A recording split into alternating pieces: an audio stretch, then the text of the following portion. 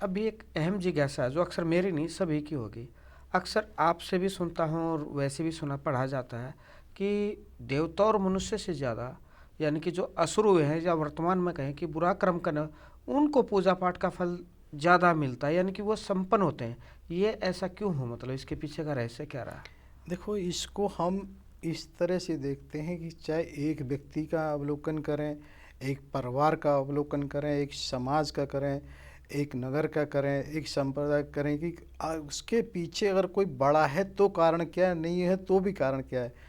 होता क्या है, जैसा हमने पूर्व में भी कहा है कि खाता वहाँ प्रत्येक व्यक्ति का चल रहा है।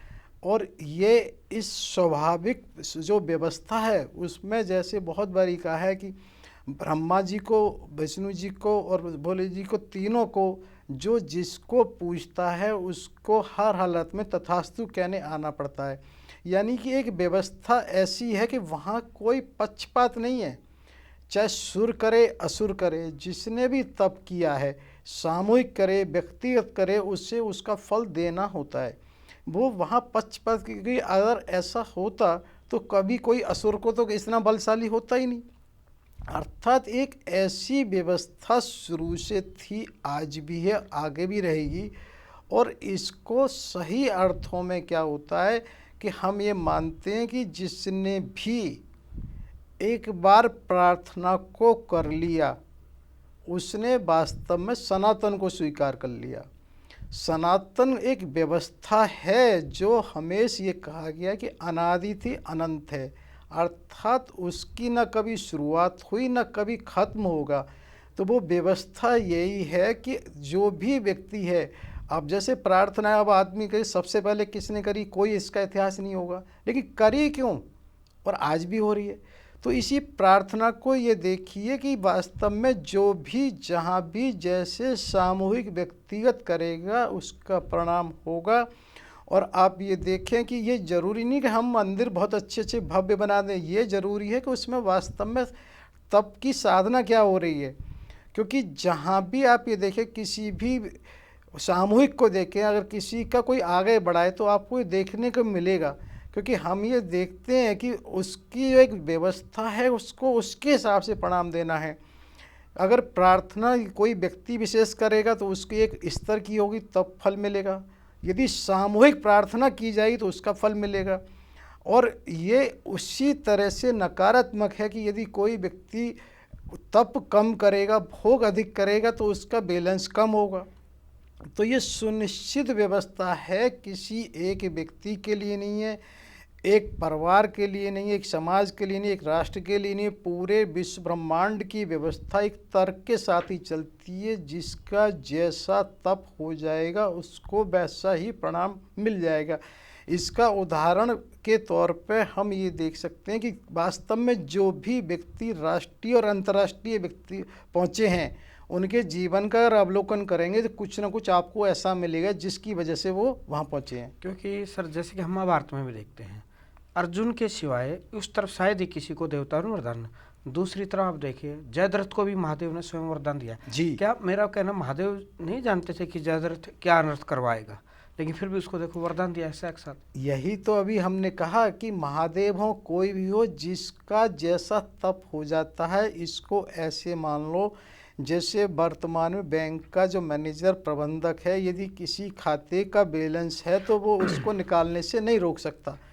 तो उसकी बाध्यता है, भले ही वो उस पैसे का क्या दुरुपयोग करेगा वो नहीं जानता हो, लेकिन उसे अधिकार रोकने का नहीं है। उसी तरह से हमारे महादेव हों, भगवान विष्णु जी हों, ब्रह्मा जी हों, उन्हें भी उसके खाते के हिसाब से फल देना ही पड़ता है। मतलब मैं एक तरह से अपना मेरा मत है या आकलन है, जैसे जयद्रथ को पांडवों ने सजा दी तो उन्होंने पीड़ित होकर क्या किया, मतलब अपना कोई प्रयोग न करके स्वयं महादेव की साधना में लग गए।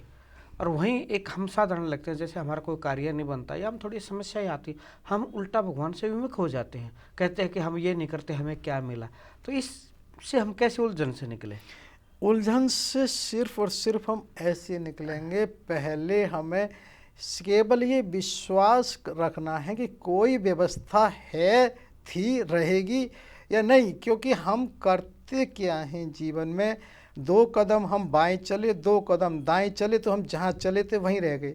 यदि हम शक्ति के साथ ये निर्णय कर लें कि वो नहीं है, तो भी बड़े से बड़े राक्षस ऐसा नहीं हुआ जिसको वध करने के प्रभु को नहीं आना पड़ा, और ना ही हम ऐसे भक्त हैं। तो बस एक ही निर्णय करना है कि है या नहीं है, तो एक ही दिशा में यदि हम चलते रहेंगे तो वो कहीं ना कहीं हमें निश्चित प्राप्ति होगी। मतलब मैं सर, ये अभी भी मेरे दिमाग में आया कि इस चर्चा में ये आखिरी है कि नहीं, कमाल नहीं है जैसे किसी असुर को या किसी बुरे व्यक्ति को जब भी कोई सजा मिली या उसको दुख तकलीफ आई, वो स्वयं भगवान की शरण में गया, और हम लोग मतलब नहीं जा पाते हैं। वही तो मतलब ये खेल मतलब अजीब हाँ लगता है कि बुरे व्यक्ति राक्षस तो भगवान की शरण में जाते हैं जब भी उनको कुछ पाना जाना, और हम लोग मनुष्य लोग हट जाते हैं। वही तो वहाँ हमने कितने प्रसंगों में ये किया कि भू रावण को पता लगा तो उसने भले ही द्वापर तक इंतजार किया उसका लेने का।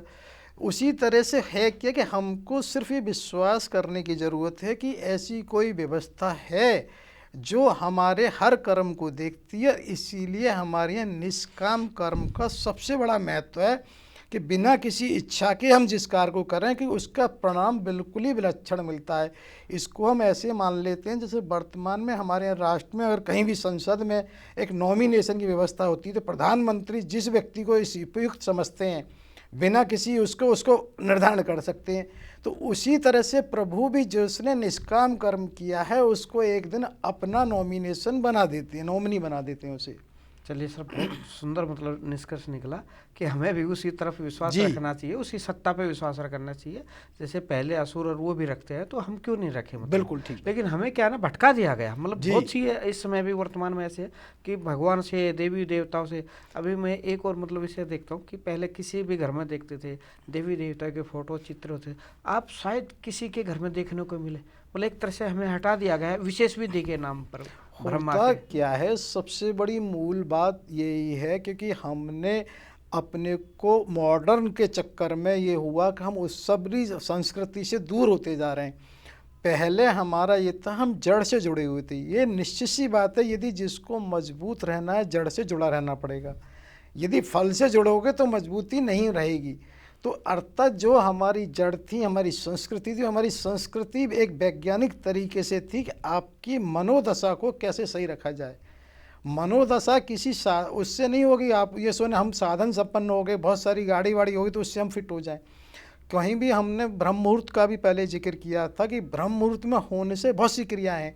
इसको साधारण तौर पे वर्तमान में भी हम इसको ऐसे मान लें, जो ब्रह्म मुहूर्त के जगने वाले हैं, चाहे दूध बेचने वाले हों, अखबार बांटने वाले हों, ये हो सकता है कि बहुत तरह से धनाढ़ नहीं है, लेकिन उनका अगर पॉजिटिव अप्रोच देखी जाए, उनका एक तरह से देखा जाए सकारात्मक रवैया या उनका एक प्रसन्न चित्त, वो उनसे ज़्यादा मिलेगा जो उस समय शून्य की स्थिति में होते हैं। यानी कि ये इस बात का प्रमाण है कि हर व्यवस्था आपको स्वतः के हिसाब से काम करती है। आप जब भी जो भी जैसे कर रहे हैं, जैसे आप कब कहाँ क्या कितना खाएंगे आपके ऊपर निर्भर है, लेकिन उसका परिणाम क्या हो ये आपके ऊपर निर्भर नहीं है। इसी तरह से हर क्रिया आपके ऊपर निर्भर है कि आपको कब क्या करना है। इसीलिए हमारे यहाँ बार बार ये कहा गया। और तो सबसे बड़ी मुख्य बात ये देखिए, स्वामी विवेकानंद जी ने 19वीं शताब्दी में ये कहा था, गो बैक टू वेदास, यानी ये वेदों की ओर लौटो। तो एक प्रश्न ये कि 19वीं और आज 21वीं शताब्दी में इतना फ़र्क आ गया जीवनचर्या में, फिर भी उन्होंने क्यों कहा? क्योंकि उन्होंने ये जाना वेदों में हर तरह का जीवन को इतनी बारीकी से विश्लेषण किया गया है, जिसके लिए जीवन कैसे जीना चाहिए इसकी जो थ्योरी है वो वेदों से मिलेगी। तो उस समय भी उन्होंने कहा, तो ये आज के परिप्रेक्ष्य में ऐसा लगता है, लेकिन नहीं, उन्होंने सब ये जाना कि हमारे वेदों में जो कुछ है बहुत प्रमाणित है। सर ये तो आपने बहुत सुंदर व्याख्या की है।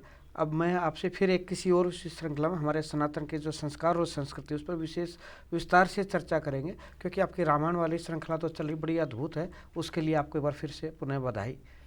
जय श्री राम। जय श्री राम।